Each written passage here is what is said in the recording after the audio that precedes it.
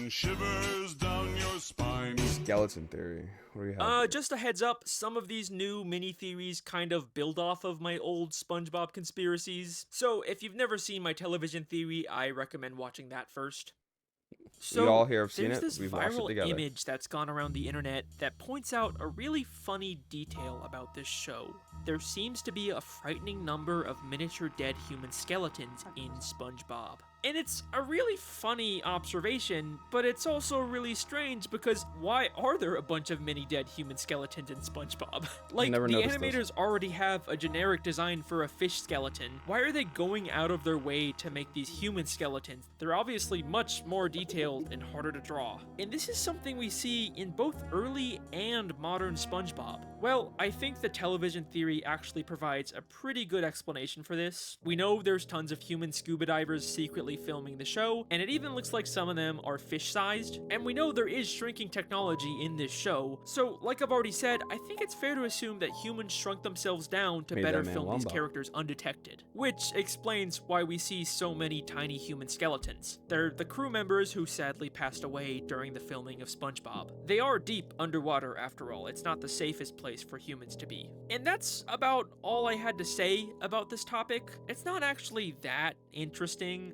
I probably wouldn't have even bothered making this separate mini theory if it wasn't for a very interesting piece of SpongeBob history that was recently made public. The original SpongeBob Pitch Bible, the document created by Steven Hillenburg. Let's go back to what Laser just said. I need to know his total watch time because he's in too deep. This is how deep he is. What the fuck is this? In 1997 to pitch the show to Nickelodeon, was just recently finally made available to the public. And it is full of fascinating early ideas and concept art for the show. But what's interesting to me is that much like the show itself, the Pitch Bible is presented like a fictional in-universe report from a team of deep-sea divers discovering Bikini Bottom for the first time. An afternoon ascent into the deep crystalline gulf, which plummets from the island's coral base, revealed the natural wonder which had so long eluded the eyes of mankind. We had indeed found SpongeBoy, which was the original name for SpongeBob. There before us, glistening in the glow of our dive lamps, sat a submerged treasure unlike any other in the world. We were afforded a first-hand glimpse into the character of SpongeBoy and his world. It's crazy that even the Pitch Bible for this show has lore. If this doesn't prove the television theory, I don't know what does. But there's something in this Bible that I always thought was a little strange. On page 12, there's a dedication section.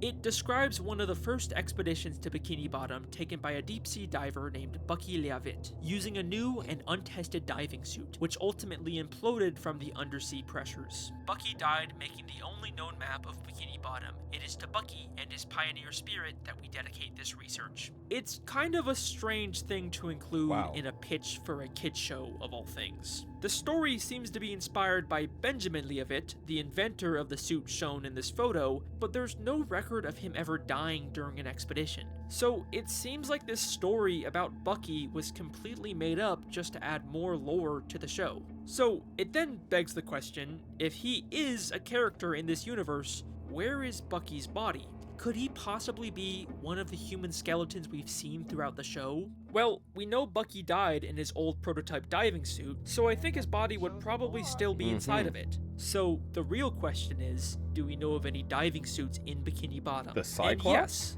we do. We see it almost every episode.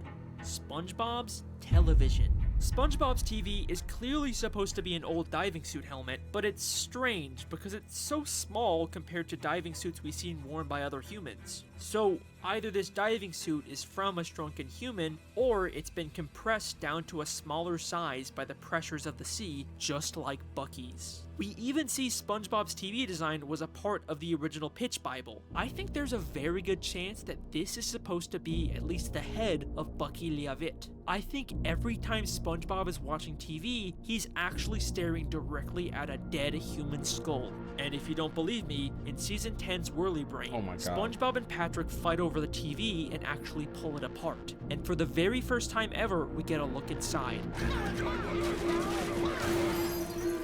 It's an extremely fast moment, but if you go frame by frame, you'll see that inside of SpongeBob's TV is what looks like a human skull. And that is Skeleton Theory. Rest in peace, Bucky. Are we dead ass? That's interesting. I don't like that one. That one's the cycle would have made more sense to me.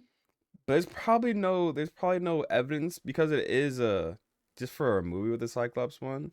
Yeah, that's a mid theory. I don't like that one. You have literally one frame of evidence and some lore from 97 to back that up, and then a whole bunch of random skeletons throughout all of SpongeBob. That yes, the SpongeBob is a full-blown allegory. Everything has meaning. Nothing is put to waste ever at all. But I feel like that one should have been held and wait until we had a little bit more concrete evidence. I think he found that one frame from there may be a skull there to be his one little glimpse of evidence. Also, insane that he broke that thing down frame by frame and saw that. But yeah, he went midfield Hail Mary for that touchdown. Yo, Fox. Gonna make some popcorn. All right, bet, do that. But yeah, that was an interesting one.